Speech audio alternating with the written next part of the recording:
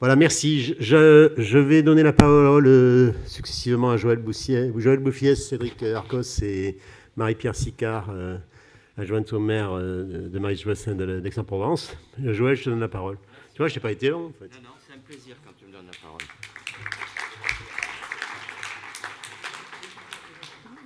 Bien, monsieur le ministre, cher professeur Mattei, madame l'adjointe au maire, chère Marie-Pierre Sicard-Desnuel, vous représentez madame le maire, et vous la représentez toujours bien d'ailleurs, toujours à nos côtés. Je voulais souligner aussi que madame le maire aurait aimé être présente parmi nous, puisqu'elle place au cœur de son action l'hôpital public et l'efficience, et que c'est bien le thème durant ces 2 jours. Je voulais saluer aussi le délégué général, Cédric Arcos, qui va bientôt quitter la fédération, mais qui a beaucoup œuvré au sein de cette fédération et que je salue. Je voulais saluer aussi l'ensemble du comité scientifique qui prépare ces séminaires tous les ans et qui travaille. Et pour avoir préparé avec eux lors d'une réunion à Aix, j'ai pu voir combien les réflexions étaient riches au sein de ce comité et tout particulièrement, bien sûr, son président, le professeur Nizan. Je voudrais également saluer l'ensemble des professionnels qui sont dans la salle, quelle que soit leur fonction, leur grade, leur titre, les collègues, bien sûr, les médecins, ceux qui travaillent au quotidien dans les teams, les contrôleurs de gestion, tous ceux qui œuvrent effectivement pour faire de l'hôpital public un lieu d'efficience médico-économique. Et puis, bien sûr, Bernard Garrigue, au moment où je vais quitter l'hôpital et la fonction de directeur, on a travaillé ensemble pendant 9 ans. C'est une grossesse un peu longue. Je ne sais pas de quoi on aura accouché, certainement. On va voir comment le bébé se porte dans les années à venir, mais en tout cas, je suis fier d'avoir travaillé avec toi, Bernard, durant ces 9 années. Et je sais tout ce que tu fais au quotidien pour l'hôpital public. Donc, c'est le 21e séminaire de l'étude nationale d'écoute, effectivement. Ah, j'ai oublié, Gérard Vincent, qui est là, qui est mon maître, avec qui j'ai travaillé au sein de la Fédération hospitalière de France, qui a toujours accompagné ces séminaires, qui est encore là cette année, qui va modérer un sujet qui lui tient à cœur, c'est l'international. Il a raison, il faut s'ouvrir, on a la chance d'avoir cette Europe et ce monde ouvert, il faut vraiment aller voir ce qui se passe ailleurs. Au jour d'aujourd'hui, on veut effectivement essayer de déterminer le meilleur modèle pour nos hôpitaux, c'est important, et je salue la présence, bien sûr, des nombreux collègues, confrères et amis de pays voisins. J'ai vu des Italiens, mais je crois qu'il y a également un Canadien que j'ai vu hier soir, et d'autres sans doute nationalités. C'est ça aussi, l'ouverture au monde, c'est aussi travailler ensemble pour une meilleure organisation de la santé. Donc j'ai l'honneur de... Bienvenue à Aix, dans notre belle ville d'Aix. J'ai l'honneur effectivement de vous recevoir en tant que directeur du centre hospitalier intercommunal Aix-Pertuis. Cet honneur d'ailleurs, je le dois sans aucun doute à l'action de Bernard Garrigue, notre président de la CME, qui est un membre historique, entre guillemets, du comité scientifique et qui a porté sur les fonds baptismaux cette association avec d'autres et l'organisation de ces séminaires. Au moment où je vais quitter mes fonctions, donc à la fin de l'année, je vois vraiment comme un symbole de participer à cette manifestation, puisque j'ai toujours cherché, alors je ne sais pas si j'ai toujours réussi, à concilier service public et efficience. C'est facile à dire, mais c'est plus difficile à faire, et je crois d'ailleurs que c'est au cœur, finalement, de la réflexion de ces 2 jours, et c'est vrai que c'est important.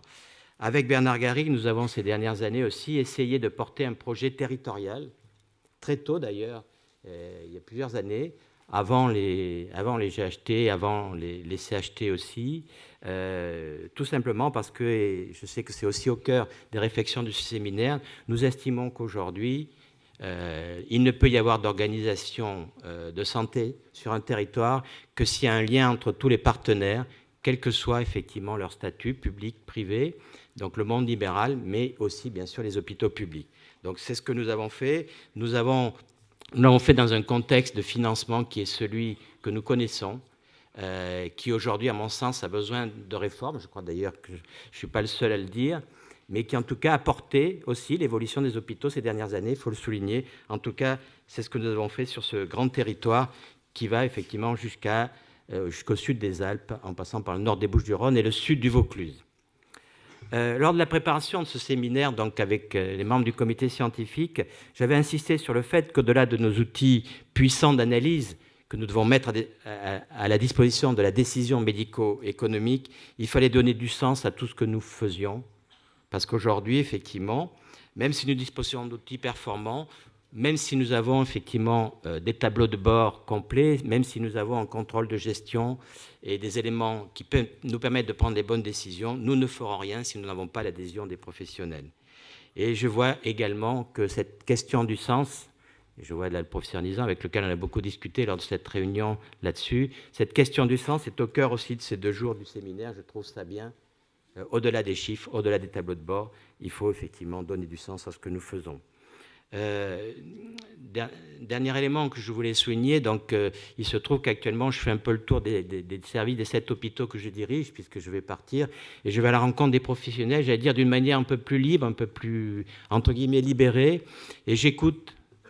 Plutôt que d'apporter des messages, je vais écouter ce qui est dit. Et ce que je constate, c'est que les professionnels s'interrogent, en particulier les soignants, bien sûr, qui sont au cœur de notre système de soins, s'interrogent sur les objectifs et les missions qui leur sont assignées, les missions qui sont assignées à l'hôpital et le chemin à prendre. Non pas qu'ils ne sont pas préoccupés des questions d'efficience et d'équilibre, parce que tout le monde, et je crois qu'on est tous sur cet objectif à l'intérieur de la salle, nous voulons préserver notre système solidaire, mais c'est plutôt le chemin pour y parvenir qui pose question. Et eux qui vivent au quotidien la complexité des parcours de soins, les effets du vieillissement de la population, la transformation des modes de prise en charge, il ne faudrait pas qu'un fossé se creuse entre, pour faire simple, les gestionnaires et puis les professionnels de terrain. Nul ne peut contester l'exigence d'efficience pour maintenir notre système solidaire, je l'ai dit tout à l'heure, mais il ne pourra fonctionner, ce système, que s'il est porté par des valeurs, qui son socle est porté par des valeurs. Et au-delà des chiffres, des tableaux de bord, effectivement, il faut donner du sens à nos missions. Je l'ai dit, la performance au service des patients, qui est notre souci à tous, ne sera là que si l'ensemble des professionnels de nos hôpitaux comprennent la portée, donc, effectivement, de ce que nous mettons en place, y adhèrent et le font vivre. Et on ne peut pas parler de performance s'il n'y a pas d'épanouissement individuel, personnel ou collectif. Je vous souhaite un bon séminaire. Merci.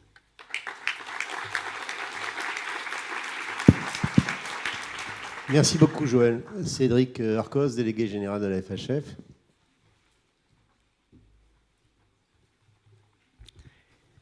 Bien. Merci, cher Bernard. Monsieur le ministre, cher Jean-François Mattei, madame l'adjointe au maire, madame Sicard, monsieur le délégué général, cher Gérard Vincent, chers amis, mesdames et messieurs les directeurs, tous ici. Je tiens tout d'abord à vous présenter les excuses de Frédéric Valtou, le président de la Fédération hospitalière de France, qui était retenu dans sa ville de Fontainebleau et qui n'a malheureusement pas cette année pu participer à vos travaux, mais qui m'a chargé de vous transmettre toutes ces salutations et ses souhaits pour la réussite de ces journées. Alors, à titre personnel, c'est un sincère plaisir d'être parmi vous aujourd'hui, à Aix-en-Provence, ville chère à mon cœur, madame l'adjointe au maire, ville d'inspiration, une ville de modernité, une ville de jeunesse, mais aussi une ville de tradition. Et donc, merci de nous accueillir pour cette 21e édition des Journées de l'ENCC. L'occasion également pour moi de saluer des amis, Joël Bouffiès, Bernard Garrigue, Gabriel Nézan et bien d'autres, et tout le comité scientifique pour le programme remarquable qui a été préparé et qui va nous donner l'occasion de débats riches. Modernité, tradition, fierté de son passé, confiance dans l'avenir, c'est... je crois, sans doute le mot qui peuvent être proposés pour Aix-en-Provence, mais c'est aussi des mots qui s'appliquent parfaitement à la situation de notre hôpital public aujourd'hui en 2017. Pendant ces 2 journées, nous aurons l'occasion de nous interroger sur l'évolution du rôle de l'hôpital, sur le cap qui est suivi, sur les mouvements qui sont en cours, sur l'évolution profonde que nous vivons tous, nos différents rôles et positions au sein des établissements. Et à un moment où nous toutes et nous tous, nous demandons finalement si cette évolution profonde dont nous parlons, qu'on nous voyons, elle est pensée. Est-ce qu'elle est pilotée et est-ce qu'un cap finalement est suivi et une destination est recherchée? Alors, projet de loi de financement pour la sécurité sociale pour 2018 nous conduisent tout particulièrement cette année à nous interroger sur ces mouvements qui sont à l'œuvre, car très clairement, rien ne serait pire qu'un mouvement qui ne serait pas pensé, et en tout cas des évolutions qui ne seraient pas anticipées et accompagnées. Les 5 dernières années ont été pour le moins troublées en matière de questions, avec des plans d'économie qui se sont succédés, des injonctions souvent paradoxales et très souvent contradictoires qui ont été adressées aux responsables hospitaliers, au personnel hospitalier. Et on peut donc que former le souhait qu'en ce début de nouveau quinquennat, avec ce premier projet de loi de financement de la sécurité sociale, on puisse enfin trouver une réponse à cette question du mouvement qui est suivi. Alors cette question, elle est d'autant plus d'actualité aujourd'hui que le PLFSS, je viens de l'évoquer, prévoit 1,6 milliard d'euros d'économies. Un niveau d'effort qui n'a jamais été demandé à nos établissements, qui n'a jamais été accompli. Et très clairement, la Fédération hospitalière de France a eu l'occasion de le rappeler à de nombreuses reprises. Ces efforts ne pourront être réalisés sans dégrader la qualité des soins, sans dégrader les conditions de travail, sans remettre en cause l'ADN des hospitaliers publics, sans avoir une conception très profonde, très exigeante des mouvements que nous devons accomplir et sans que les pouvoirs publics ne mettent en œuvre un certain nombre de réformes profondes dont notre milieu a tellement besoin aujourd'hui. Alors c'est tout le sens de l'engagement de la fédération, de votre fédération hospitalière de France, qui aujourd'hui est pleinement au travail, pleinement solide aussi sur ses bases. Et c'est la raison pour laquelle je souhaiterais évoquer avec vous, dans les quelques minutes qui m'ont été accordées par les organisateurs, pour détailler les propositions de notre fédération, justement pour anticiper les changements et en tout cas les accompagner. Alors ces propositions, elles ont été formulées par la fédération à l'occasion du débat ouvert par Agnès Buzyn, la ministre des Solidarités et de la Santé, au moment de l'ouverture de la concertation sur la stratégie nationale de santé. À cette occasion, la Fédération hospitalière de France exprime 3 principes et un certain nombre de conditions. 3 principes pour guider les changements du système de santé et pour permettre à l'hôpital public d'assumer pleinement ses missions. Premier principe que je souhaiterais évoquer aujourd'hui, ce matin, devant vous, c'est celui de la responsabilité. Principe de responsabilité, pour nous, le fondement de la politique de santé qui doit être mise en œuvre pour les 5 prochaines années. D'abord, une responsabilité à l'égard de la population, avec la nécessité pour les politiques hospitalières et les politiques de santé de conduire les acteurs à mieux se coordonner au sein des territoires, à se centrer sur un objectif fondamental qui est celui de l'amélioration de l'état de santé de la population. Responsabilité à l'égard des missions. Il est venu aujourd'hui, je crois, plus que jamais, temps de faire converger les devoirs des différents acteurs de santé qui sont financés par l'argent public. On ne peut plus aujourd'hui tolérer des trous dans la permanence des soins ou tolérer le fait que notre système de santé dépense 200 milliards d'euros et que 6 millions de Français soient sans accès aux soins. Aujourd'hui, en tout cas, rencontrent des grandes difficultés d'accès aux soins. Responsabilité également et surtout vis-à-vis des patients, en luttant résolument contre les actes non pertinents, contre les prises en charge inutiles. Vous le savez, Gérard Vincent, ici présent, a porté avec vigueur et force ce combat pendant de nombreuses années. Ça reste un combat majeur de notre système de santé, un combat de la Fédération hospitalière de France. Et nous aurons l'occasion, dans les tout prochains jours, de porter des positions fortes mais responsables en matière de lutte contre les actes inutiles. Responsabilité enfin à l'égard des professionnels et des équipes de santé, en valorisant les capacités d'innovation de chacun, en valorisant également l'investissement et l'engagement des équipes de soins, mais également médico-sociales au sein de nos établissements. À côté de ce principe de responsabilité, le principe de transversalité doit être lui également posé. Transversalité qui doit conduire notre système à se décloisonner et en tirant toutes les conséquences de la territorialisation de notre offre de soins qui est aujourd'hui en cours, à travers notamment les groupements hospitaliers de territoire. Nous aurons l'occasion d'en parler. Pour la Fédération hospitalière de France, les groupements hospitaliers de territoire ne sont qu'un outil au service d'une politique. Ne nous trompons donc pas ici de débat. Les groupements hospitaliers de territoire ne doivent pas être une architecture administrative, ne doivent pas donner lieu à des guerres d'organigrammes, mais ils doivent être surtout essentiellement et presque uniquement des outils au service d'un projet médical et soignant et des outils au service d'un projet médical et soignant de territoire. C'est là bien l'enjeu des groupements hospitaliers de territoire et certainement pas de vivre les complexités que parfois on peut traverser et rencontrer. Et donc, je sais faire confiance au pouvoir public, notamment à la Direction générale de l'offre de soins, pour envoyer très rapidement aux acteurs hospitaliers, aux acteurs de santé, des signaux positifs pour que les GHT ne deviennent pas des outils désincarnés, mais qu'ils soient véritablement des outils au service d'une politique de santé véritablement intégrée sur son territoire et au service de nos concitoyens.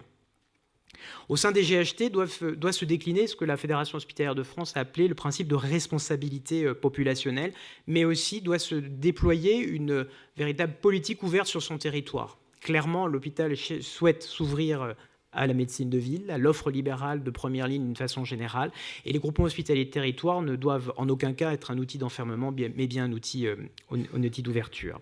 Et puis, j'en parlais il y a un instant, c'est au sein des GHT que doivent être mises en place les politiques de lutte contre les actes inutiles, sujet central qui doit s'incarner sur les territoires et doit être porté pour les professionnels et les patients. L'autre élément que je souhaiterais aujourd'hui évoquer, c'est la mutation de notre système de santé. Alors, les mutations que l'on vit, les principes de transversalité, de confiance, de responsabilité que je viens d'évoquer ne pourront pas être atteints, ne pourront pas se mettre en œuvre sans la réunion d'un certain nombre de conditions qui seront autant d'exigences que portera la Fédération hospitalière de France ces prochaines semaines et ces prochains mois. La première de ces conditions, c'est d'abord de mettre fin à la politique du rabot et d'engager une réforme du mode de financement de nos établissements.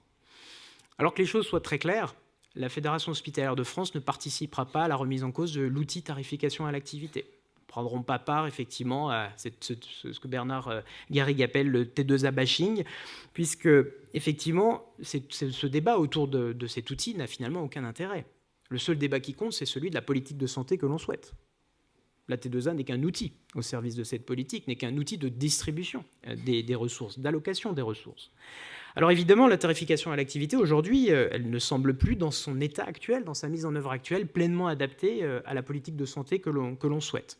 Elle a été extrêmement bénéfique, en particulier pour nos établissements publics. Rappelons-nous la baisse continue de part de marché ou de position de nos établissements avant la tarification à l'activité. Nous constatons aujourd'hui la force qui est celle de nos établissements et leur dynamisme, mais constatons aussi les difficultés de cet outil tel qu'il est conçu et surtout tel qu'il est piloté aujourd'hui avec une enveloppe fermée, avec des baisses de tarifs chaque année et le besoin d'une politique de santé qui fasse plus de place à la notion de parcours de soins et de parcours de santé. Alors oui, ouvrons le débat sur la politique de santé, ouvrons ensuite et déclinons ce débat en trouvant l'outil qui sera le plus adapté, qui sera certainement, à mon avis, de garder le socle de la tarification à l'activité en mettant en œuvre un certain nombre de correctifs ou de modalités d'allocation des ressources et notamment de juste financement des missions de service public qui, ces dernières années, ont eu la fâcheuse tendance d'être les variables d'ajustement de notre système.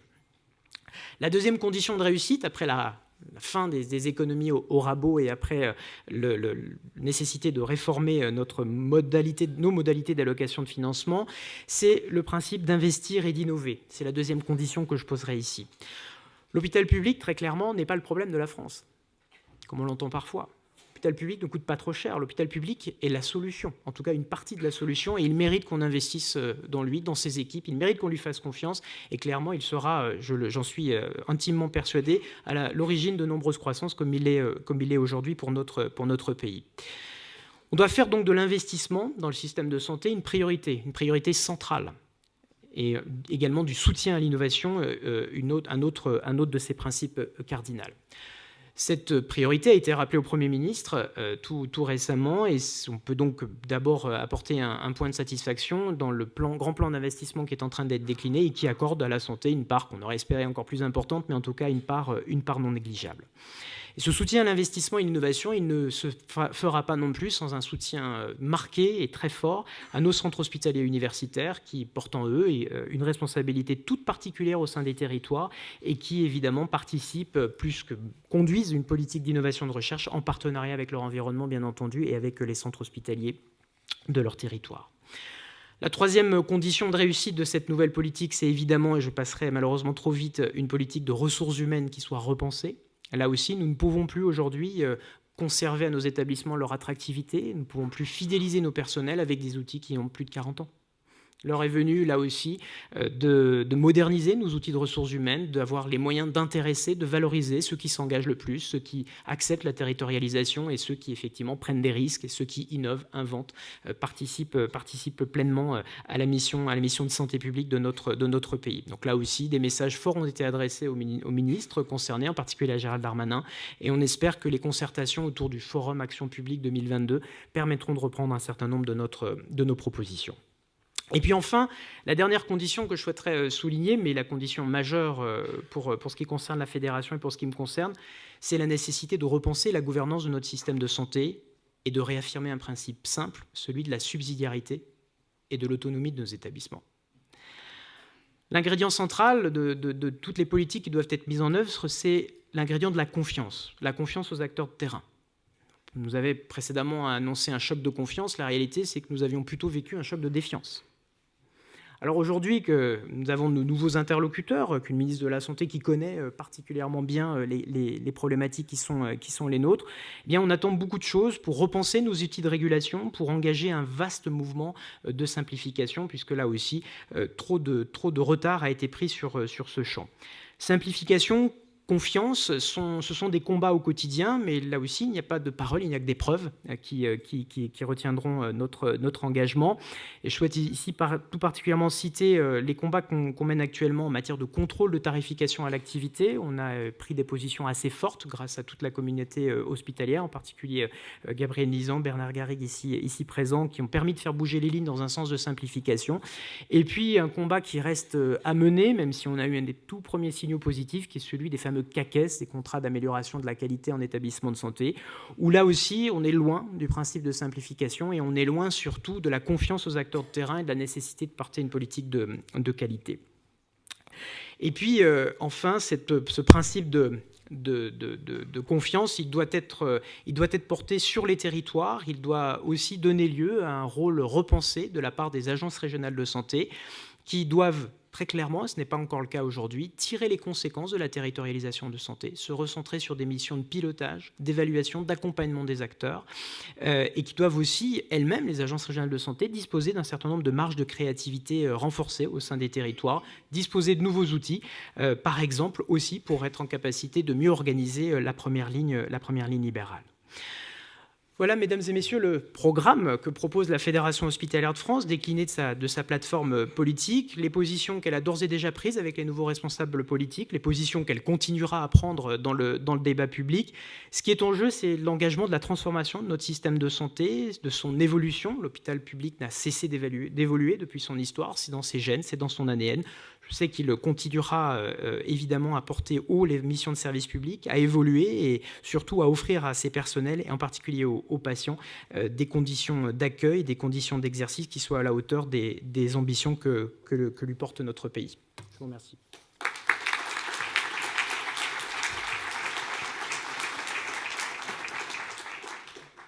Merci Cédric. Marie-Pierre Sicard, adjointe au maire Marie-Joassaing d'Aix-en-Provence, qui est médecin et qui est adjointe à la santé et à la culture. Marie-Pierre, tu as la parole.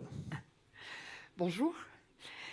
Effectivement, je suis très très heureuse d'être là aujourd'hui et de participer à cette séance inaugurale pour ce 21e congrès de l'étude nationale des coûts.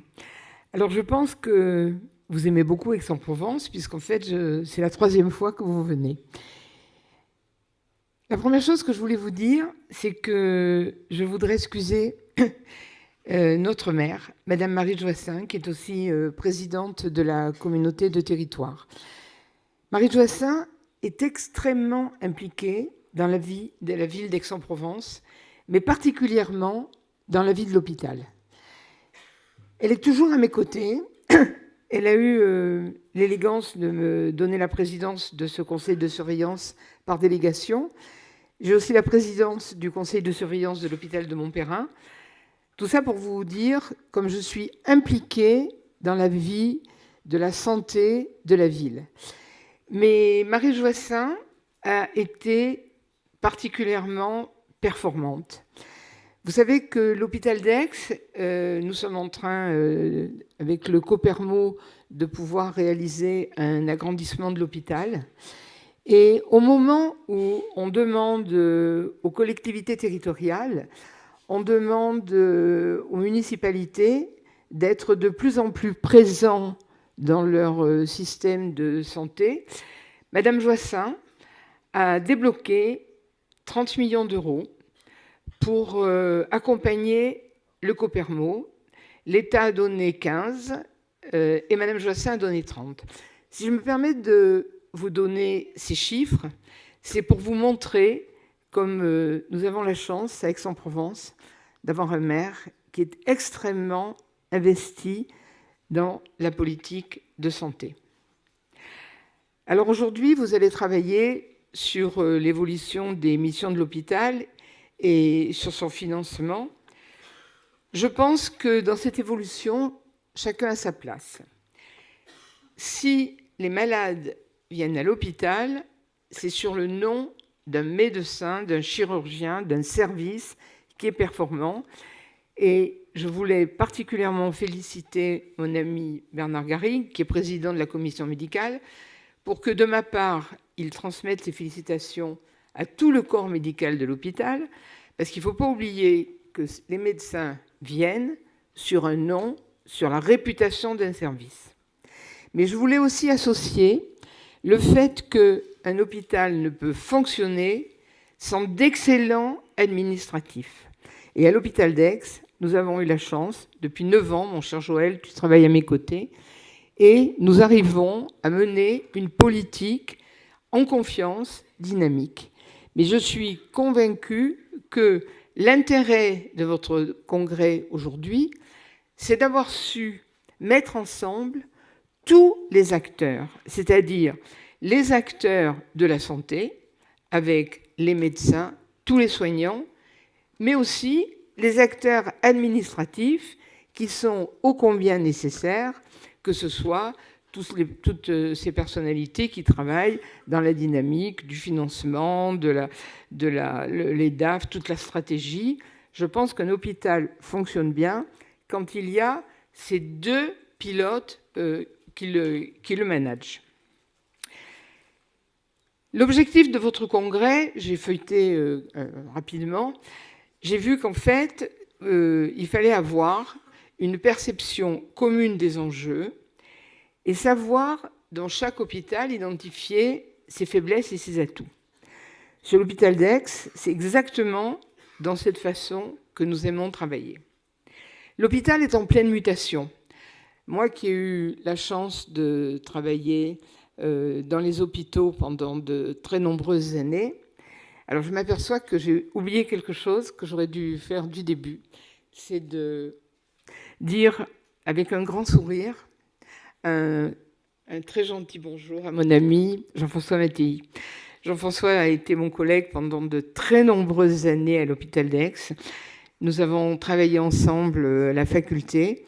Nous nous sommes vus très souvent, même il y a très longtemps. Je vais citer le nom de quelqu'un qui nous a beaucoup apporté à tous les deux, Maurice Toga, qui a été doyen de la faculté de médecine, qui était président aussi à l'époque, c'était de l'université, il n'y avait pas encore AMU, mais rappelle-toi, Jean-François, le plaisir que nous avons eu à travailler autour de lui.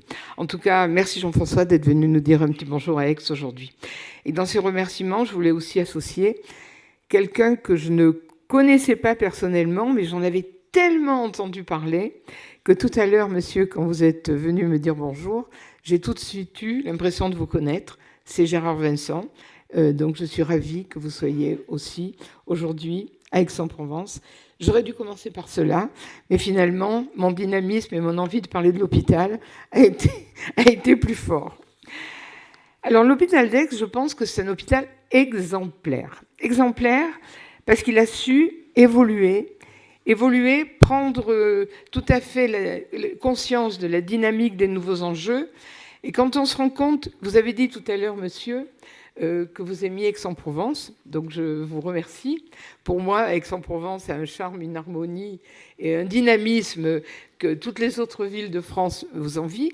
Mais c'est vrai que sur la ville d'Aix, on a su, et l'hôpital en est un vrai exemple. C'est-à-dire que quand on sait que c'est en 1518 qu'il y a eu le premier hôpital des indigents, eh bien on est toujours sur le même lieu, mais sur ce même lieu, on a su évoluer. Il y a eu le pavillon Cézanne, le pavillon Jacques de la Roque. Nous avons été exemplaires parce que nous avons aussi fait une fusion avec l'hôpital de Pertuis, exemplaires parce que nous sommes rapidement rentrés dans le GHT, et ça n'a pas été facile, le groupement hospitalier de territoire. Mais nous avons très bien travaillé avec mes amis Yvon Berland, Georges Leonetti, Dominique Rossi. On est arrivé à mener quelque chose de très fort. Et merci à Bernard, merci à Joël. Nous avons travaillé ensemble. Et à ce moment-là, l'hôpital, qui quand même est quelque chose d'important sur la ville, puisqu'il y a 3000 professionnels et je crois 220 millions de budget, l'hôpital dans la ville d'Aix, c'est quelque chose d'important. Alors avant de conclure, je ne veux pas oublier que c'est vrai, je suis adjointe à la santé, mais j'ai extrêmement de chance. Madame le maire m'a confié aussi une sublissime délégation, qui est la délégation de la culture, des musées, du patrimoine à Aix-en-Provence. Alors je vais vous faire un petit peu rêver. Avant de vous lancer dans les chiffres, dans les objectifs de soins, etc., je vais prendre quelques minutes pour vous raconter un tout petit peu ce qui se passe dans la ville. Alors, au niveau des musées, vous tombez bien, nous avons inauguré la semaine dernière au musée Granet. Alors, Aix, ce qui est formidable, c'est que tout est à côté. C'est-à-dire que vous allez traverser le périphérique et puis vous allez arriver tout de suite au musée Granet, au Granet 20e, la chapelle des Pénitents Blancs. Alors, au musée Granet, en ce moment, nous avons une exposition, mais qui est à 2 volets. La première, c'est Cézanne at Home. Alors, ne croyez pas que nous avons été saisis d'anglicisme et que nous avons voulu faire moderne. Ce n'est pas du tout le style de la ville d'Aix. Nous avons seulement voulu remercier tous ces Américains, tous ces Anglo-Saxons, qui ont été les premiers à reconnaître qu'en fait, Cézanne était le père de l'art moderne. Et dans une ville où le directeur du musée Granet a dit « Moi vivant, jamais aucun Cézanne ne rentrera dans la ville », vous imaginez comme il a fallu se dynamiser et repartir pour qu'aujourd'hui, Cézanne soit l'âme, le dynamisme de notre ville. Du reste, Madame Joissaint m'a aussi confié un magnifique projet, ça sera pour la prochaine fois que vous viendrez, c'est-à-dire 2 jours autour de Cézanne. On remet en scène l'atelier Cézanne, la Bastide du jazz de Bouffant. Voilà. Mais alors, au musée Granet, nous avons cette exposition Cézanne at Home, c'est-à-dire que depuis les 3 mandats, nous avons obtenu de pas mal de fondations, de prêteurs, de nous mettre en dépôt des œuvres de Cézanne. Nous avons pu, il y a 2 ans, en acheter une toute petite, bien sûr, mais en fait, c'est le portrait de Zola. Quand on connaît les relations entre Cézanne et Zola, l'achat de ce portrait, pour nous, a été particulièrement important. Et puis, il y a 2 ans, n'oublions pas que Aix-en-Provence est une ville universitaire, et j'en suis très fière. Il y avait une grande exposition de la Fondation Perlman, qui vient de Princeton aux États-Unis, et qui avait décidé de faire une exposition dans un endroit universitaire d'Europe. Qu'est-ce qui a été choisi? Bien sûr, Oxford. Quand on a appris ça, on s'est dit, mais s'ils sont venus à Oxford, il faudrait qu'ils viennent aussi à Aix-en-Provence. Et nous avons pu avoir, il y a 2 ans, cette Fondation Perlman qui est venue pendant tout l'été nous mettre à la disposition des touristes et des Aixois. Mais ce qui est formidable, c'est qu'on a noué un relationnel extraordinaire avec les héritiers, Daniel Edelman, et que finalement, ils se sont dit, elle est très bien cette fondation à Princeton, mais qu'est-ce qu'elle serait bien à Aix-en-Provence? Alors on a dit, mais bien sûr, on est tout à fait d'accord. Et il y a un mois, le premier tableau de cette collection est arrivé, un sublime tableau de Cézanne vu de la route de Tolonais, qui est dans cette exposition. À côté, toujours dans le même fil conducteur, sur un peintre, une exposition sur un peintre que je connaissais mal, donc n'ayez crainte. Mais comme j'ai fait l'inauguration la semaine dernière, j'ai été obligée de travailler et de mieux le connaître. Il s'appelle Pierre Talcoat. C'est un peintre qui a vécu 16 ans à Aix-en-Provence, qui est venu à Aix-en-Provence, il était breton. Mais tout d'un coup, il s'est dit, moi je suis attiré par le soleil. Et puis il y a un autre astre qui l'a attiré aussi, Cézanne, et il est venu. Vraiment, c'est une exposition extraordinaire. Je vous conseille d'aller la voir. Autre lieu, la chapelle des Pénitents Blancs, où nous avons, par chance, en dépôt, toute la fondation Planck, une fondation suisse, qui aussi a choisi, pour son charme, son harmonie et tout ce qui se passe, la ville d'Aix-en-Provence. Et là aussi, c'est pareil, les Nicolas de Staël, les Picasso, les Renoir. Nous avons la chance d'avoir ça sur Aix-en-Provence. Une exposition que je vais inaugurer ce soir, à l'hôtel de Caumont, c'est l'exposition Botero. Alors, moi, je pensais que, je m'en excuse, que Botero, c'était un peintre qui était mort depuis longtemps. Et puis, j'ai reçu un petit carton d'invitation où on m'a dit qu'on serait ravis si je pouvais ce soir dîner avec Fernando Botero. Alors, j'étais un peu impressionnée, mais je me suis dit, donc, il est encore de ce monde. Et effectivement, j'ai eu le plaisir de le rencontrer. C'est quelqu'un de formidable, de dynamique. Et j'ai compris, parce que moi, j'avais une vision, ces peintures qui étaient un peu lourdes, un peu... La femme était toujours représentée de façon un petit peu forte, on va dire. Mais en discutant avec lui, il m'a dit qu'il avait été extrêmement impressionné par l'art précolombien, puisqu'il est colombien lui-même, et que c'est en s'inspirant de tout cet art qu'il avait construit son œuvre. Bon, je m'arrête de parler sur Botero, sinon ça serait un peu long. Mais je voudrais quand même vous dire, en plus qu'un mot, quand dans le monde entier, on entend le mot Aix-en-Provence, on entend aussi le mot musique. Aix-en-Provence a voulu que la musique soit toute l'année. Le Festival d'Aix. Le Festival d'Aix, c'est ce qui a, en 1948, donné la renommée à cette ville. Cet été, vous allez avoir la flûte enchantée, qui va être donnée au Théâtre de l'Archevêché, mise en scène de Simon McBurney, exceptionnelle. Ensuite, nous allons avoir Ariane Anaxos de Strauss, avec la soprano Sabine de Vielle, qui est quelqu'un d'absolument merveilleux. Nous allons aussi avoir Prokofiev avec l'Ange de Feu. Nous allons avoir Didon et Aîné de Purcell. Donc, Festival d'Aix du 4 au 26 juillet.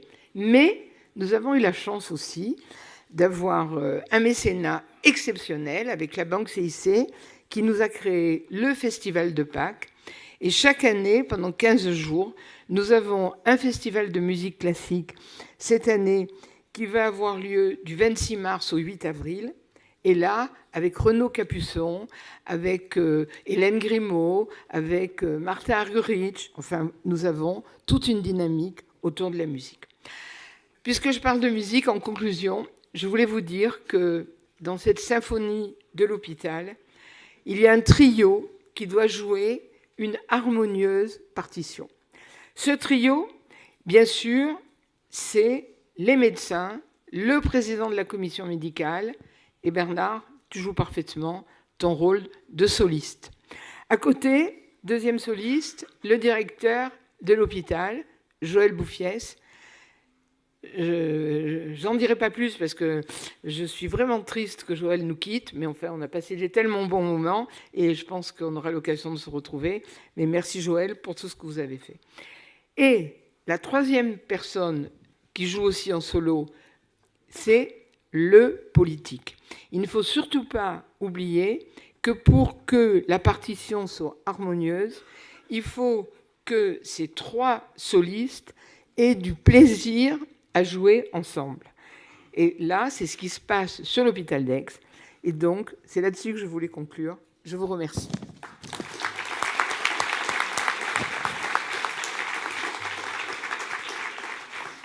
Merci Marie-Pierre pour ton discours, chaleureux et dynamique, hein, on peut dire. Et puis surtout, ta digression à la fin sur tous les aspects culturels d'Aix-en-Provence qui en sont un des attraits majeurs. Merci. Pour enchaîner, Gabriel Nizan et moi-même et tout le conseil scientifique, on a le plaisir, l'honneur et l'avantage d'accueillir le professeur, le ministre, le professeur Jean-François Mattei, qui a pu en gros se libérer pour venir nous faire une conférence en fait sur l'évolution des missions de l'hôpital. Donc je le remercie ici solennellement et l'accueil. Donc pour cette conférence effectivement qui va avoir un effet marquant sur le début de ce congrès. Ça, je n'en sais rien. Si, moi j'en suis sûr. Bien sûr.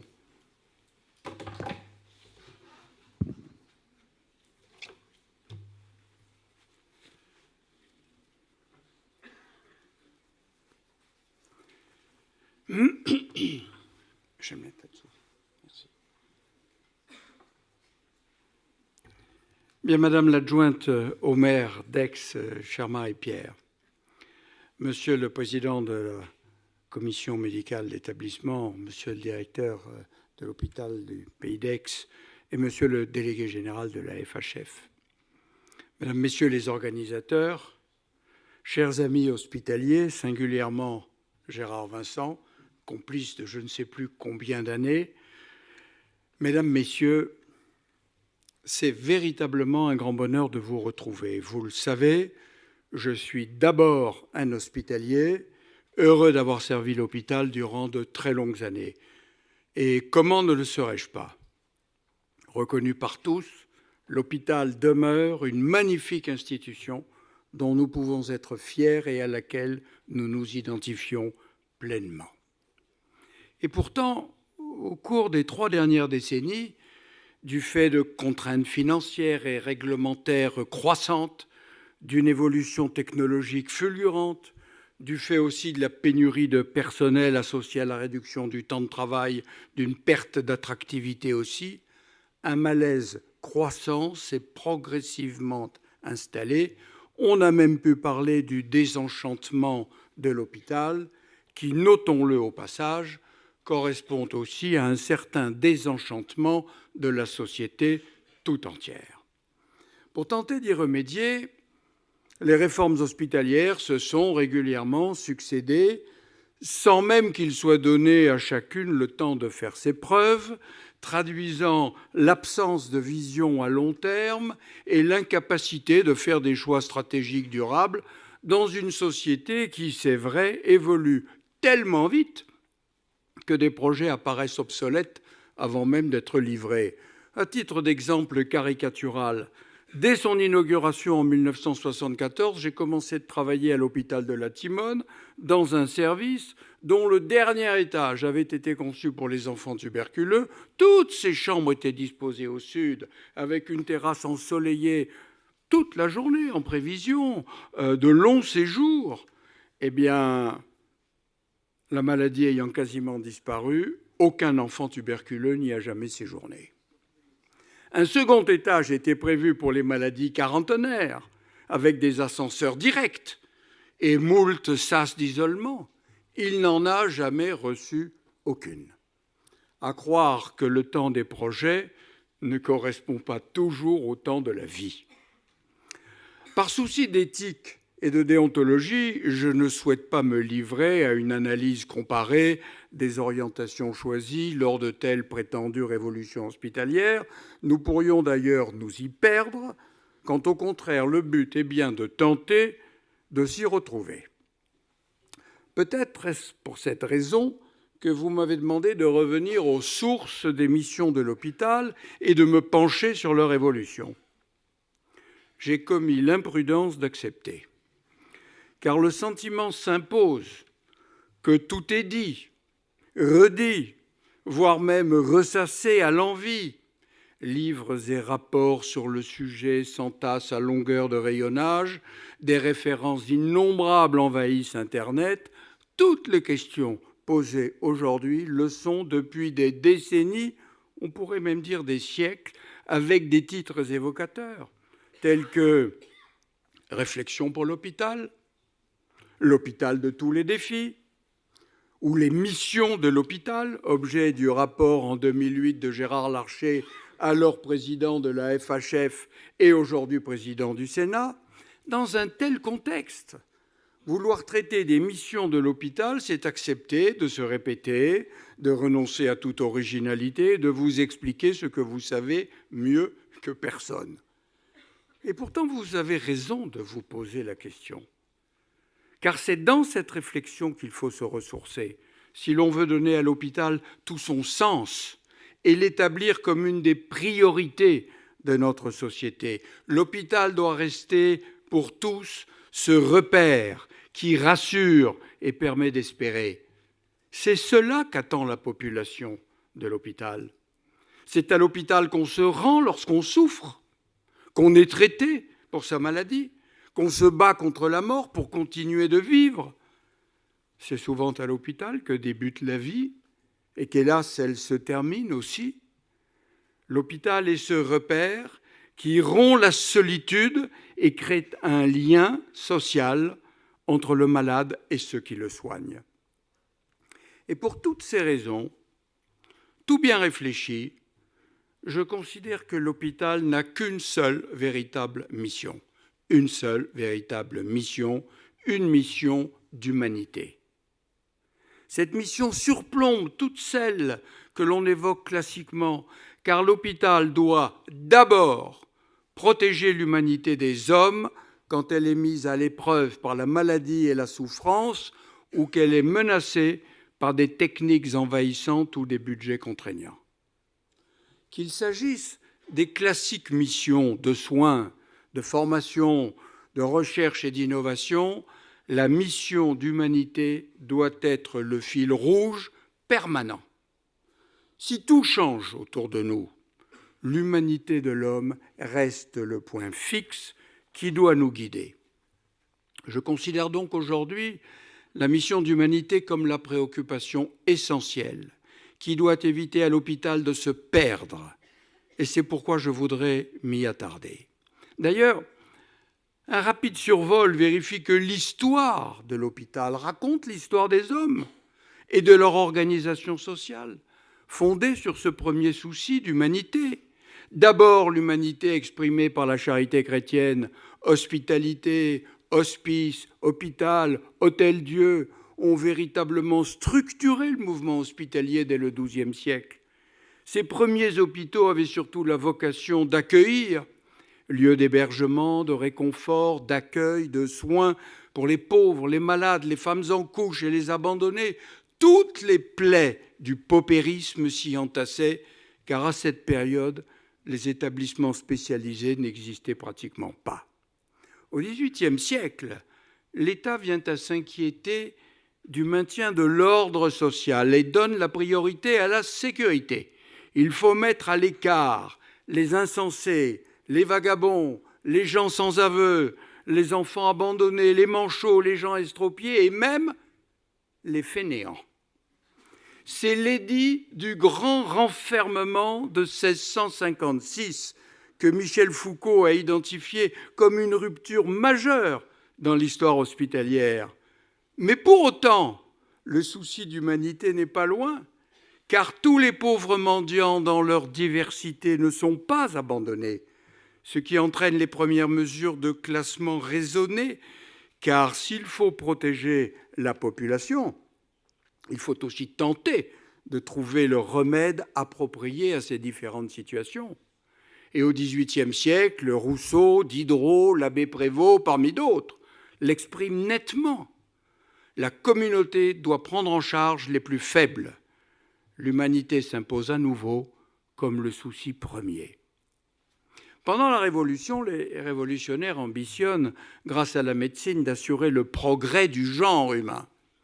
Ils tentent de spécialiser les différents hôpitaux, d'en réduire le nombre, à la fois pour des raisons budgétaires, déjà, et pour remédier à la promiscuité dans les établissements hospitaliers. C'est ainsi qu'à Marseille, je prends l'exemple que je connais, persistèrent seulement 3 établissements, par ailleurs rebaptisés. L'Hôtel-Dieu devint l'Hospice d'Humanité, pour les malades de toute espèce et pour les femmes enceintes. L'Hospice de la Charité destiné aux vieillards des 2 sexes après 60 ans, aux paralytiques, aux incurables, aux orphelins, aux filles de la Providence et aux enfants trouvés. En outre, les aliénés seront soignés dans l'Hospice des Insensés, réservé aux personnes des 2 sexes en état de démence, qu'elles soient indigentes ou payant pension. Le souci d'humanité est toujours présent au premier plan. Bien connu de tous, ce rappel historique a son importance, car la séparation entre malades et malheureux est une préoccupation qui persiste et s'impose un peu partout au cours du XIXe siècle, notamment du fait de l'évolution de la médecine. La loi fondamentale de 1893 entérine cette évolution en actant la distinction entre les hôpitaux et les hospices. Les premiers pour les malades et les seconds pour les vieillards, infirmes et incurables. Elle annonce la distinction entre le sanitaire et le social, ce qui est un élément essentiel pour comprendre l'évolution ultérieure de notre système hospitalier, dont le souci d'humanité est peut-être à nouveau cédant la place première pour d'autres préoccupations. Puis au fil du XXe siècle, la préoccupation affichée est d'abord d'assurer à tous l'accès à des soins de qualité. L'hôpital devient le lieu privilégié des nouvelles techniques biomédicales, de l'enseignement, de la recherche, d'abord dans les centres hospitalo-universitaires, puis au-delà. L'hôpital devient l'ultime recours médical, je dis médical et pas social, désormais centré sur les maladies graves, avec des personnels spécialisés, des équipements onéreux et la responsabilité de la maîtrise de coûts élevés. Bien sûr, l'hôpital est d'abord là pour soigner, c'est sa mission de soin. Pour autant, la dimension d'humanité s'impose. Évidemment, on répète à l'envi que l'hôpital, soumis à des contraintes administratives, juridiques, financières, technologiques, a perdu son âme et se déshumanise. La critique est facile. Pour ma part, je pense qu'il serait tout autant excessif qu'injuste de prétendre que l'hôpital ne s'est pas humanisé au fil du temps. J'appartiens à une génération qui se souvient et peut témoigner à l'aide de quelques exemples. L'hôpital s'est humanisé dans la prise en charge de la douleur. Hier, pour soulager la douleur insupportable d'un malade, l'interne de garde que j'étais devait supplier en pleine nuit le cadre infirmier de service, seul détenteur du trousseau de clés convoité, pour obtenir une ampoule de Dolozal. Ce produit était distribué au compte-gouttes, tant la crainte de l'addiction était prégnante. Aujourd'hui, le patient tient lui-même la pompe à morphine, maîtrise la douleur avec la seule pression du pouce. Par humanité, le combat contre la douleur est essentiel et la question en fait l'objet d'une décision unanime pour accompagner la fin de la vie. J'ai découvert la pédiatrie en même temps que les salles communes, où les visites des familles étaient autorisées entre 13h et 18h. Dès 12h30, les familles s'entassaient à la porte pour mieux se précipiter vers leurs rejetons, et à 18h, l'infirmière traversant la salle tapait dans les mains et rappelait qu'il fallait partir. C'était le moment des pleurs déchirants. Au traumatisme de la maladie s'ajoutait celui de la séparation. Dieu merci, avec le temps, les salles communes ont disparu, la présence des parents a été admise, voire souhaitée, et ils sont associés à la surveillance de leurs enfants. Tout l'environnement hospitalier s'est organisé autour de l'enfant. École, distraction, joujoutech, parce qu'il reste un enfant avant d'être un malade. Au-delà de ce bel exemple de la pédiatrie, qui est loin d'être le seul, il faut encore continuer d'améliorer les conditions de dialogue avec les familles, notamment dans les situations difficiles qui peuvent persister, telles que la demande d'autorisation pour des prélèvements d'organes après un deuil qui vient de frapper, telles que la demande pour la gestion de la fin de vie, cet accompagnement si difficile, et quelques autres situations, car ces moments font partie de la dimension humaine intégrée à la mission de soins.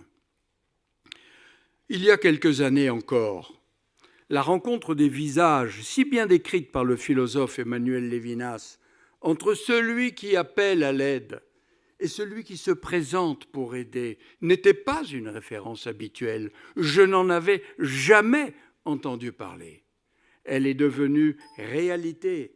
L'éthique est passée par là. Le dialogue a pris d'autres formes et la loi du 4 mars 2002 sur le droit des patients est venue l'organiser en plaçant le malade au centre de l'action qui le concerne pour en faire le premier combattant contre sa maladie. Enfin, l'humanité est encore bien présente à l'hôpital, qui accueille chacun pour lui dispenser les soins nécessaires, quelle que soit sa condition. Et il faut bien sûr s'élever contre la tentation insidieuse de refuser celui qui ne peut payer. Qui peut oser rejeter celui qui est dans la souffrance et se trouve dépourvu de moyens? À cet égard, l'hôpital demeure un espace social privilégié, illustrant bien le fondement solidaire de notre modèle de protection sociale, où chacun contribue selon ses moyens et reçoit en fonction de ses besoins.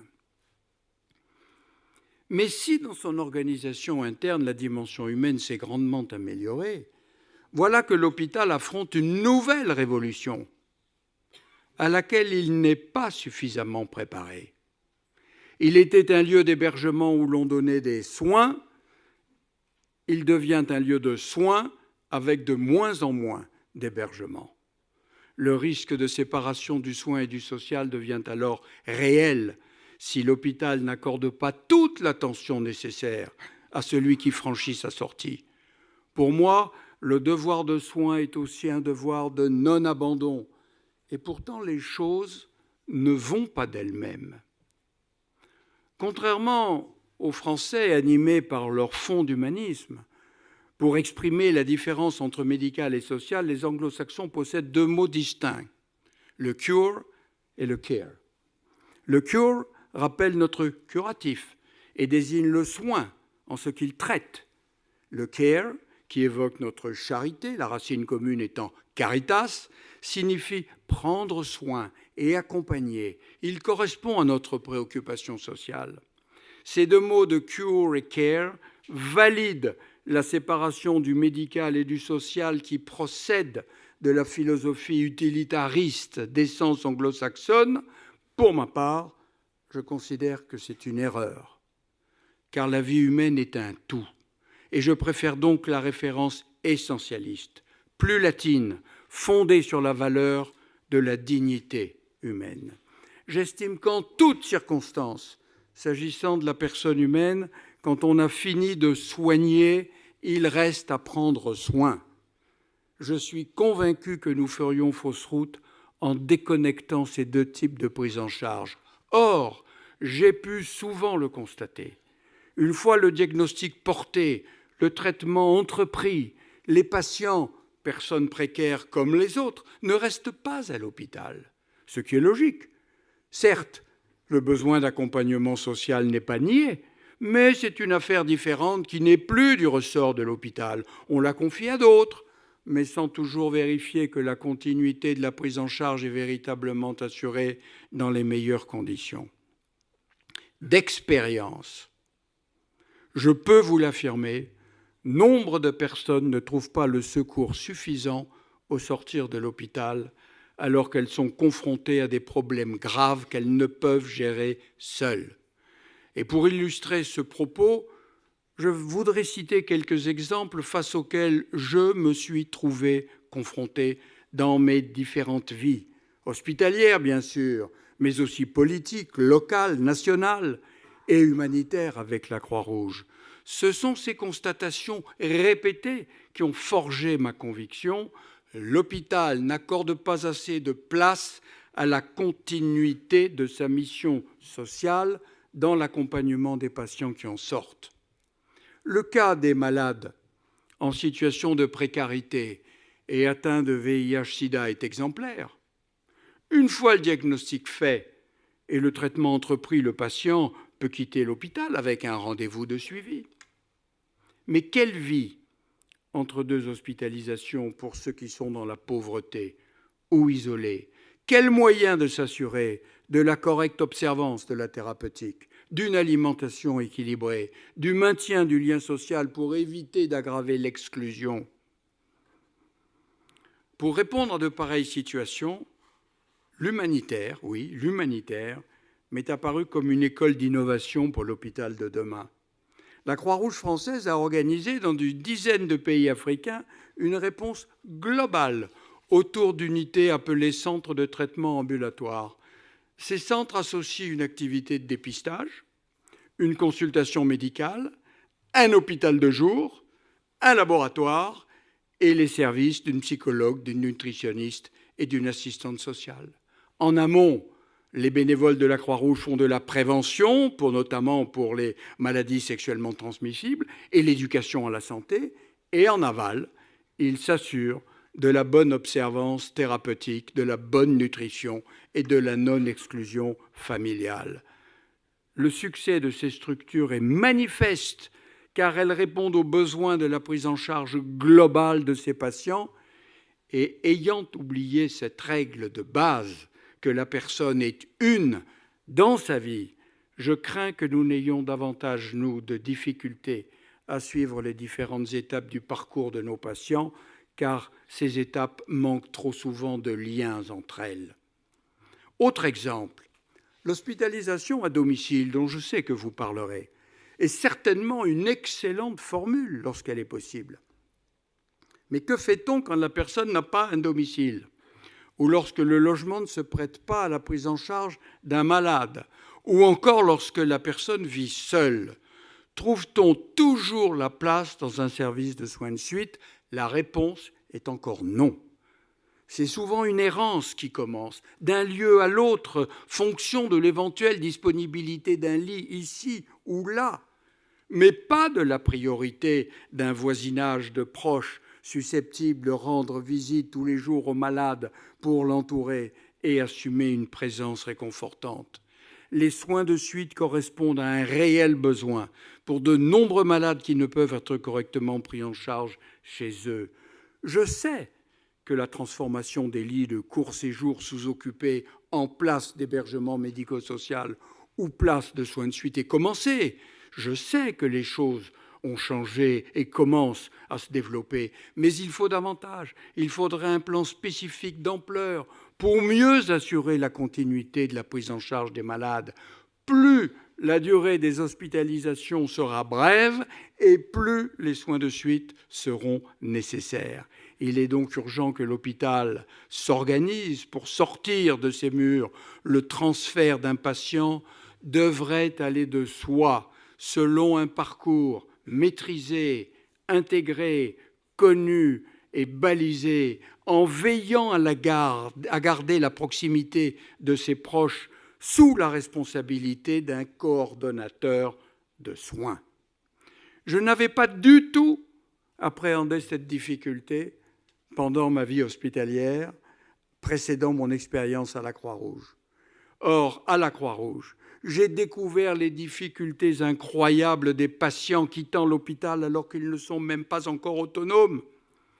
Nos équipes étaient, quand j'étais président, mais encore très souvent sollicitées après un retour à domicile mal encadré. Et pendant les 9 années de ma présidence de la Croix-Rouge, entre 2004 et 2013, j'ai fait l'objet de demandes pressantes de la part des autorités sanitaires elles-mêmes, du ministère aux agences régionales, pour créer des établissements de soins de suite et rééducation, ainsi que d'autres types de structures relais dont la nécessité n'avait pas été suffisamment anticipée.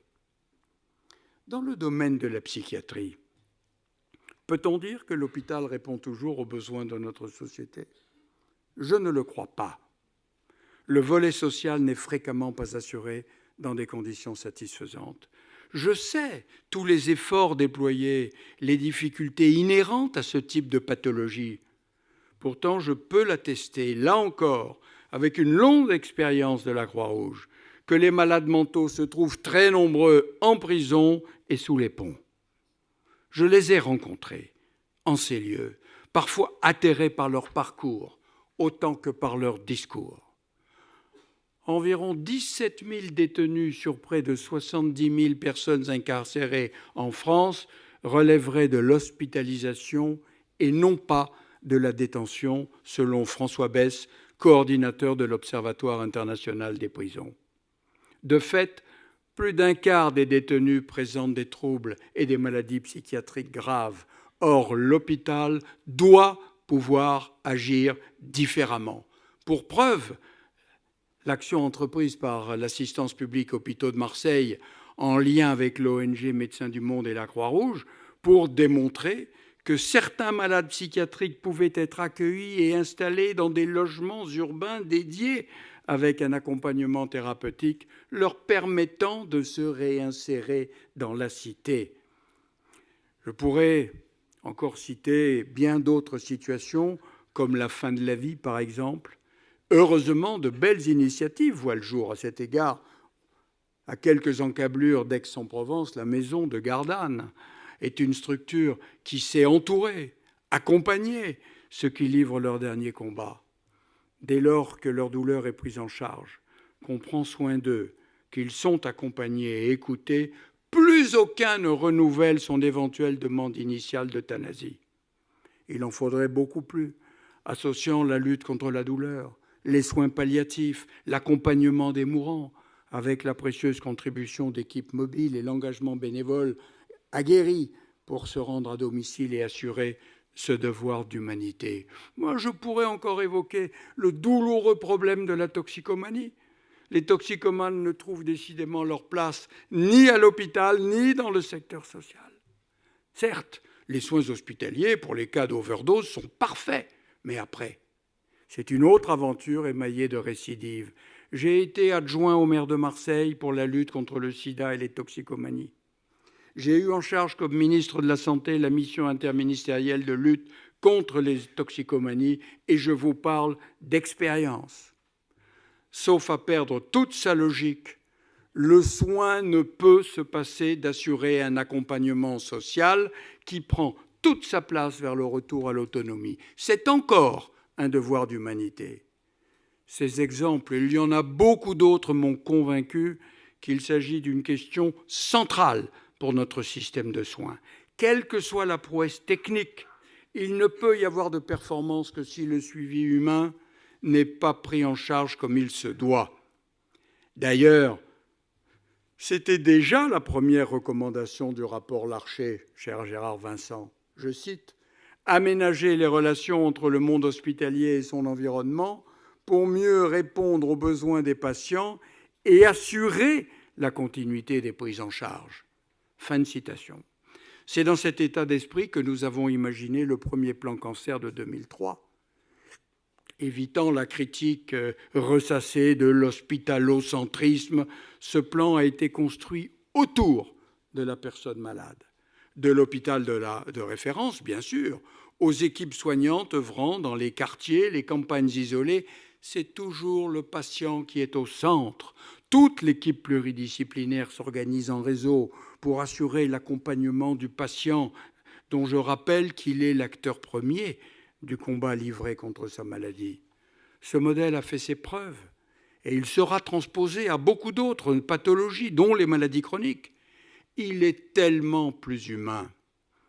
Il faut d'ailleurs citer les innovations proposées par les centres de lutte contre le cancer pour maintenir le lien avec les patients. De fait, les patients veulent être soignés autant que possible hors les murs, tout en restant connectés et acteurs de leur prise en charge. Les patients ont bien changé avec le temps et nous devons donc penser l'hôpital autrement. Les solutions connectées répondent en partie seulement, aux nouveaux enjeux de coordination des soins et de suivi hors les murs d'un certain nombre de patients. En clair, l'hôpital doit dépasser la règle classique des 3 unités, unité de lieu, unité de temps et unité d'action. Je ne fais qu'énoncer des évidences que la Cour des comptes vient de pointer dans son dernier rapport annuel sur la sécurité sociale, en soulignant et en le regrettant une fois encore le cloisonnement entre la ville et l'hôpital. Il faut malheureusement l'admettre, le système de santé français peine, oui, il peine à organiser le parcours du patient. Et ce sont les conclusions récentes de l'IGAS. Tous les avis vont dans le même sens, depuis d'ailleurs des années déjà, mais ça n'avance pas. Décloisonner est une approche qui doit donc s'imposer. D'autant qu'après le renfermement et le ghetto social d'antan, l'hôpital est appelé à s'ouvrir, à la fois dans ses murs, C'est une des raisons qui m'ont conduit à proposer la création des pôles hospitaliers, ouvrir à l'intérieur des murs, mais aussi hors les murs, en lien avec d'autres partenaires. Cela deviendra beaucoup plus important que se développeront les hospitalisations de jour ou à domicile. Vous connaissez les chiffres mieux que moi. En 2016, 53% des interventions chirurgicales ont été réalisées sans que le patient reste une seule nuit à l'hôpital. Et la fermeture de quelques 100 000 lits est avancée pour l'avenir. Sauf à admettre que l'hôpital se limite de plus en plus à être un lieu d'exploration ou d'intervention technique, c'est à mon sens un des problèmes éthiques majeurs que de savoir prendre en charge et accompagner une personne dans sa globalité. Vous le devinez, sur le principe, je suis très favorable à la territorialisation des soins et donc au groupement hospitalier de territoire. La recherche de coordination, de coopération des établissements est ancienne. Elle alimente les discours sans jamais se réaliser vraiment, en raison d'oppositions de toute nature, souvent même en contradiction avec la notion de service public et avec, pire, l'intérêt du malade. Je n'ignore évidemment pas les difficultés soulevées ici ou là, mais il faut les dominer, car la référence première demeure que chaque citoyen doit trouver la réponse à son problème de santé au bon endroit, au bon moment, au plus près de chez lui, dans une structure adaptée. Partager le progrès doit entraîner l'intégration des établissements dans des communautés hospitalières de territoire, prenant en compte évidemment la gradation des besoins, tout comme celle des compétences. Cette intégration crée la notion de parcours et donne naturellement à l'hôpital contemporain que nous servons une fonction d'animation territoriale. C'est pour cela que j'ai voulu créer les groupements de coopération sanitaire dans le plan Hôpital 2007. Et mon ambition était d'aller rapidement vers des groupements de coopération sanitaire et sociale. Tout ce qui pourra contribuer à une meilleure complémentarité et une meilleure couverture territoriale sera bienvenu. Et c'est pour répondre à toutes ces questions que les agences régionales de santé ont succédé aux agences régionales d'hospitalisation. L'important n'est pas que la personne malade traverse toutes les périodes de sa vie dans le même établissement, mais qu'elle suive un parcours organisé entre des partenaires complémentaires, un parcours plus approprié, plus humain. La logique est globale. Si la technicité impose des changements, l'humanité, elle, exige une permanence. Les deux aspects sont indissociables. Quelle logique trouver si le succès médical est suivi d'une situation sociale dépourvue de prévenance et d'attention? Quand bien même il ne revient pas évidemment à l'hôpital d'assurer lui-même l'accompagnement social dans la durée, il ne peut pas s'en désintéresser et doit être impliqué dans le suivi. Ce plaidoyer pour une insertion de l'hôpital dans un parcours de soins intégré autour du patient accompagne aussi les impératifs de la mission d'enseignement et de formation. Voilà déjà 2 ou 3 décennies que la formation des médecins et futurs soignants a dû sortir du seul hôpital, les CHU en premier, pour qu'ils puissent apprendre les pathologies courantes qui ne viennent plus à l'hôpital et ne peuvent donc plus y être enseignés. Des mesures ont été prises avec les stages étudiants chez les médecins libéraux, des médecins généralistes enseignent désormais à la faculté. Il faut encore aller plus loin, faire mieux connaître aux étudiants en médecine toutes les facettes de l'exercice de leur métier, y compris la médecine générale, en centre de santé, en maison médicale de santé, notamment en milieu rural. Ce serait peut-être un des moyens, pas le seul bien sûr, de lutter contre les déserts sanitaires. Ce constat est mis en avant par le professeur Queneau de l'Académie de Marseille et le docteur Bourguignon, médecin de famille pendant 40 ans, dans leur dernier ouvrage intitulé « Sauver les médecins généralistes ». Je ne souhaite pas que mon propos soit perçu comme un moment consacré à philosopher ou comme de la spéculation pure. je vous le redis, il est le fruit de l'expérience, comme un projet en forme d'obligations accrochées au basque du malade tout au long de son parcours. J'ai cité tout à l'heure l'IGAS, la Cour des comptes. Eh bien, le Comité consultatif national d'éthique ne dit pas autre chose dans son avis numéro 101. Je cite, « L'hôpital est investi d'un devoir d'aide et d'assistance sociale. Sans en être l'aspect le plus visible, cette aide est indispensable à la préservation du lien social dans la cité, au-delà de la permanence des soins. » Fin de citation, mais en fait, le CCNE réitère cette recommandation dans son avis 127 en appelant l'hôpital à sortir de ses murs. Et c'est aussi l'opinion d'Emmanuel Vigneron, géographe, qui remonte l'histoire pour imaginer l'avenir. Et il conclut son ouvrage « Aujourd'hui, l'hôpital doit s'ouvrir, son laboratoire, ça doit être le lieu de vie des patients. » On voit bien que l'éthique est constamment présente dans cette réflexion. Elle est un questionnement renouvelé face aux progrès médico-scientifiques, aux contraintes économiques, aux difficultés démographiques, à la prévalence des égoïsmes.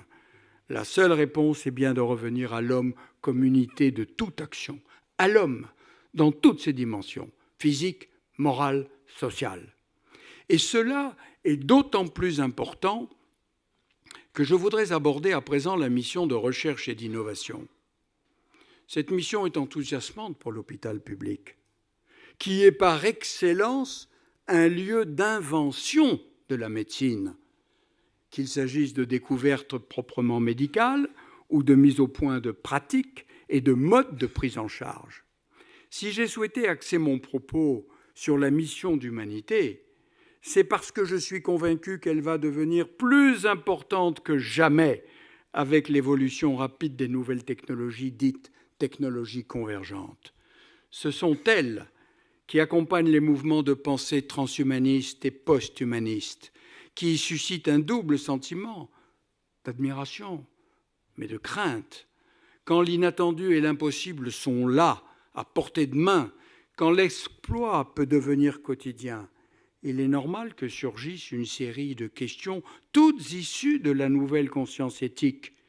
Ces sujets ne sont probablement pas ceux sur lesquels la formation et l'information des hospitaliers s'attardent en priorité. Or, les directeurs comme les cadres administratifs qui consacrent leurs efforts au service des patients doivent être associés aux soignants et prendre part dans ces bouleversements technologiques. S'agissant de la mission de recherche et d'innovation à l'hôpital, il serait détestable qu'ils ne puissent en mesurer les enjeux. Et c'est la raison pour laquelle je voudrais vous en dire quelques mots, pour vous persuader que nous sommes entrés dans une période où c'est notre humanité qui est menacée, au risque même de disparaître. Même si nous savons que la société de demain sera probablement différente de celle d'aujourd'hui, le prix à payer ne peut être celui de notre humanité. Certains philosophes, comme Francis Fukuyama, ont écrit et anticipé, voici quelques années, sur la fin de l'homme et l'avènement du post-humain. Mais de quoi s'agit-il ? Le transhumanisme est un mouvement d'idées associant philosophes et scientifiques. Son cœur battant est dans la Silicon Valley, en Californie, mais il se développe un peu partout en affichant des objectifs précis qui ont été rappelés lors d'un congrès à Paris en 2014, et je les résume en 3 points. D'abord, favoriser la recherche et la lutte contre les maladies, ce qui n'est pas pour nous déplaire. Mais ils y ajoutent l'ambition de ne pas se contenter de l'homme réparé, c'est-à-dire soigné, ce qui est notre quotidien, pour aller vers un homme amélioré, un homme augmenté dans toutes ses capacités et ses performances. Ensuite, deuxième objectif, lutter contre les effets du vieillissement, ce qui nous convient parfaitement, évidemment, mais ils y ajoutent l'ambition à terme de supprimer la mort pour atteindre à l'immortalité. Enfin, troisième objectif, maîtriser le destin de l'homme en prenant le contrôle de son évolution. Cette évolution, depuis la soupe primitive en passant par l'algue bleue et bien d'autres étapes au cours des millénaires, a conduit à l'homme actuel. Et c'est vrai qu'on peut se poser la question de savoir si tout d'un coup l'évolution va s'arrêter à l'homme actuel, s'il est abouti, s'il est fini, ce qui n'est évidemment pas le cas. Mais les transhumanistes et posthumanistes disent oui, il n'est pas fini, mais il est temps d'assurer le contrôle maintenant de cette évolution. Eh bien, ces objectifs apparaissent en tout cas légitimés par le développement rapide des technologies dites convergentes. Elles sont rassemblées en 4 familles, les nanotechnologies, les biotechnologies, l'informatique et le numérique et les sciences cognitives, on parle de NTIC. Les nanotechnologies, elles ont déjà de nombreuses applications médicales, dont les nanorobots destructeurs de virus, réparateurs de cellules, nettoyeurs de cholestérol, transporteurs de médicaments jusqu'à la cible visée, et d'autres prouesses dont on ne discerne pas les limites. Je n'insiste pas. Mais évidemment, l'hôpital sera un des acteurs prépondérants. Les biotechnologies, dont la génétique et la biologie moléculaire, qui ouvrent plusieurs voies de diagnostic, notamment prénatal, mais aussi prédictif, avec en toile de fond la tentation récurrente de l'eugénisme visant à améliorer la qualité de l'espèce humaine, mais aussi à prédire et organiser la vie de chacun. Heureusement, en contrepoint, s'inscrivent de nouvelles possibilités de thérapie génique, avec la modification du génome. Et de fait, la voie du traitement des maladies génétiques est un enjeu immense, puisqu'il s'agirait d'en finir avec la discrimination, la sélection des personnes, dès lors qu'une solution thérapeutique existerait. Encore faut-il être conscient que ces mêmes techniques de modification du génome pourraient être utilisées non seulement pour soigner, mais aussi pour améliorer et pour doter l'embryon réputé normal de capacités meilleures, ce qui pose le problème éthique majeur de l'amélioration de l'homme en route vers l'homme augmenté. L'hôpital est déjà et sera davantage encore chaque jour impliqué dans ces développements, et il ne peut rester le témoin passif au regard de ces finalités. Troisième technologie convergente, les techniques de l'informatique et du numérique. Elles multiplient de leur côté les applications de plus en plus nombreuses. Ça intéresse les directeurs de l'informatique médicale. Il peut s'agir du traitement d'un nombre considérable de données, le big data, en français, en bon français, les mégadonnées, la constitution d'algorithmes qui vont aider à la décision médicale, du recours à l'intelligence artificielle, la création de robots opérationnels qui prennent de plus en plus de place dans nos interventions. C'est dire que le but est de parvenir à décliner tous les champs de la médecine pour aider et accompagner les médecins vers une médecine personnalisée ou de précision, adaptée au profil de chaque personne comme à celui de chaque tumeur en cancérologie. La responsabilité de l'hôpital sera directement impliquée, y compris dans la création de plateformes techniques spécialisées en biologie moléculaire, en génétique médicale, en numérique, et elles ne devront jamais oublier la dimension éthique. Déjà, ces technologies révolutionnent dans certains établissements la prise en charge des patients. La santé connectée, comme on l'appelle, sécurise le retour à domicile par des applications numériques. Certains permettent aussi aux patients d'accéder à tous leurs documents médicaux, facilitent la transmission des informations vers les médecins de ville. C'est certainement un des moyens d'assurer un suivi plus étroit des patients hors de l'hôpital, comme je l'ai évoqué précédemment. De même, le recours à des prothèses, à des exosquelettes numérisés, des organes artificiels, des stimulateurs, des micropuces électroniques ou des implants cérébraux sera de plus en plus fréquent, et c'est principalement à l'hôpital que se feront ces interventions. Les progrès de la robotique médicale illustrés par l'implantation d'organes artificiels, la chirurgie à distance remarquable de précision ne sont pas en reste. En somme, les cyborgs sont déjà là.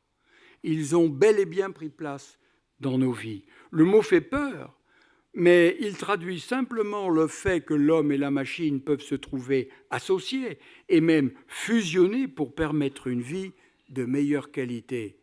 L'hôpital ne peut se désintéresser de cette évolution qui s'imposera, y compris dans les étapes des choix stratégiques et de la gestion, à tous les niveaux, d'autant que le recours aux robots ouvre d'autres horizons. Un exemple dans le domaine de la cancérologie pédiatrique. Depuis leur lit en isolement, les enfants peuvent piloter avec leur ordinateur un robot de téléprésence qui leur permet de sortir virtuellement, de se déplacer à l'extérieur. C'est un outil qui facilite grandement l'acceptation des soins en maintenant le lien social. Enfin, quatrième technologie, les sciences cognitives, qui permettent de mieux savoir comment modifier le fonctionnement du cerveau qu'elles ambitionnent à terme de remplacer. En pratique, les médecins seront de plus en plus secondés par l'intelligence artificielle d'assistants virtuels permettant l'aide au diagnostic des maladies, la prescription des traitements les plus appropriés et à l'accompagnement des patients. Tout cela devra se faire principalement à l'hôpital et depuis l'hôpital. Il posera de difficiles questions juridiques de responsabilité, sans compter les arbitrages budgétaires toujours présents. Si j'ai souhaité évoquer ce sujet même très rapidement, c'est parce qu'à mon sens, l'hôpital sera sur la ligne de front dans la recherche, l'innovation, l'amélioration de la lutte contre les maladies et contre le vieillissement. Les nouvelles technologies dites convergentes ont commencé d'apparaître à l'hôpital. Elles vont s'y développer et vont transformer notre médecine de demain. Pour autant, les hôpitaux ne pourraient pas méconnaître les enjeux de civilisation. Gestionnaires et soignants devront œuvrer ensemble pour mettre au service des patients toutes les méthodes et techniques susceptibles de faciliter leur guérison ou diminuer leurs déficiences, mais ils devront s'ériger en sentinelles, car si la médecine a pu être considérée comme l'alibi du transhumanisme par son engagement dans la recherche du toujours mieux, par sa recherche d'une santé toujours meilleure pour l'homme, les finalités de notre système de santé et celles des post-humanistes ne sont absolument pas les mêmes. Et je voudrais énumérer simplement 6 de ces désaccords qui font toute la différence. Contrairement au post-humanisme, on ne peut pas méconnaître que l'homme n'est pas seulement un produit de la nature, en l'occurrence le produit de ses seuls gènes. Il est aussi un être de culture. Sa biologie l'hominise, certes, mais c'est la culture qui l'humanise, comme l'ont bien montré les quelques cas authentifiés d'enfants sauvages. Ces petits hommes hominisés, abandonnés très tôt, n'acquièrent jamais ni la marche, ni la parole, pas plus que d'autres caractéristiques humaines qui ne sont acquises que grâce à l'éducation, l'affection, le milieu social et la culture qui les entourent. Le tout génétique prôné par les post-humanistes n'est pas compatible avec l'humanité de l'homme.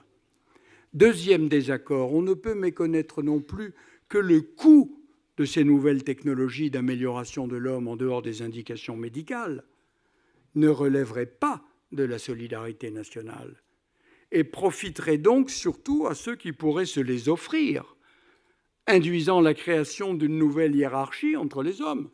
Les nantis, de plus en plus performants parce que de plus en plus améliorés, et les autres, aux marges d'une nouvelle société, en somme une nouvelle lutte de classe, ce qui n'est pas acceptable. Troisième désaccord, on ne peut non plus méconnaître que la prise en main de l'amélioration de l'homme supprimerait tout lien social en isolant chacun dans sa recherche personnelle de la perfection. Celui qui est parfait n'a besoin de personne.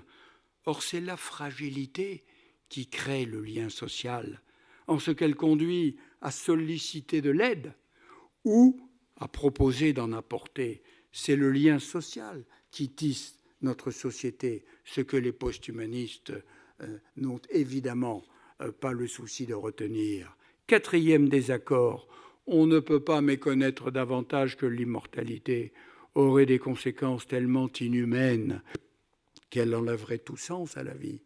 Plus d'espoir, plus d'espérance, plus d'attente du lendemain, mais la monotonie, naturellement plus de procréation pour cause d'encombrement planétaire. Le sujet est immense et pas seulement métaphysique. Je n'ai malheureusement pas le temps ni le loisir de développer davantage. 5e désaccord.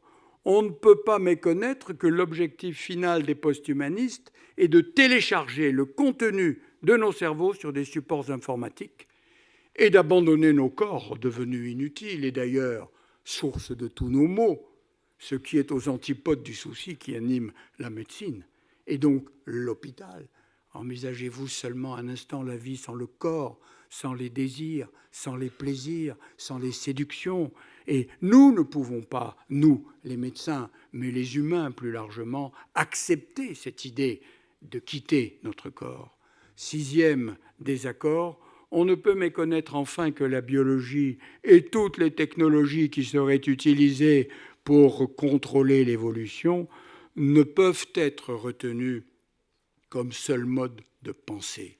Or, l'option des transhumanistes et post-humanisme est celle-ci, le seul mode de pensée, la biologie, la technique et naturellement la sociologie n'a plus raison d'être. Vous le voyez, l'hôpital est et sera de plus en plus au centre de toutes ces innovations. La réflexion éthique doit donc être partagée entre soignants et gestionnaires.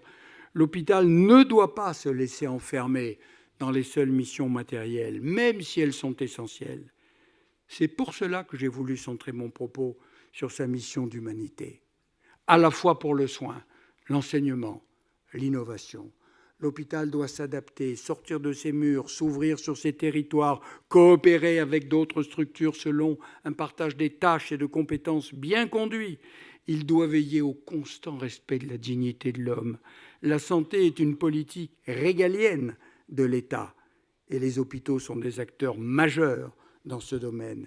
Ils doivent répondre à un certain nombre d'impératifs qui constituent les lignes de force de l'hôpital de demain. Je les rappelle en guise de conclusion, l'innovation, la quête de l'excellence, l'humanisme, la multidisciplinarité et l'égal accès de tous à des soins de qualité. Vous le savez, comme moi, l'hôpital est très ancien et il nous survivra. Ce sera sous une forme que nous ne connaissons pas, mais il nous survivra. Soyons-en sûrs, car dans sa mission, l'hôpital ne peut dépendre des modes, comme l'affirmait le philosophe Mircea Eliade. Autrement dit, l'hôpital doit avoir une vision qui le dépasse, au-delà de ses murs, pour se projeter dans le temps et dans l'espace qui l'entoure, et cela avec la même obstination que Sisyphe remontant son rocher. Loin d'être décourageante, sa mission est noble.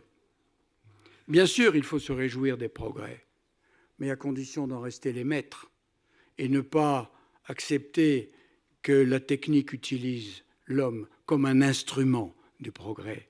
Il ne faut jamais l'oublier. Au-delà des plans et des programmes, c'est de l'homme qu'il s'agit. Soigner tout l'homme et soigner tout homme. L'hôpital est par essence le lieu où doit se poser régulièrement la question exprimée par George Orwell.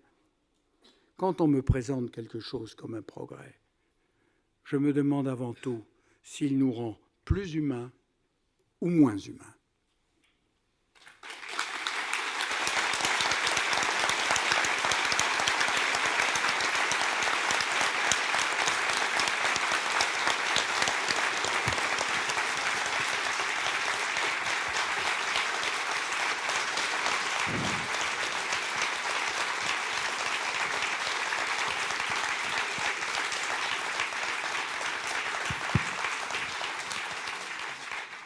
Merci Jean-François Mattei pour cette exceptionnelle conférence qui est à hauteur des enjeux qu'on aura à affronter, cette exceptionnelle vision et qui nous met face à nos responsabilités et aux perspectives qui nous attendent.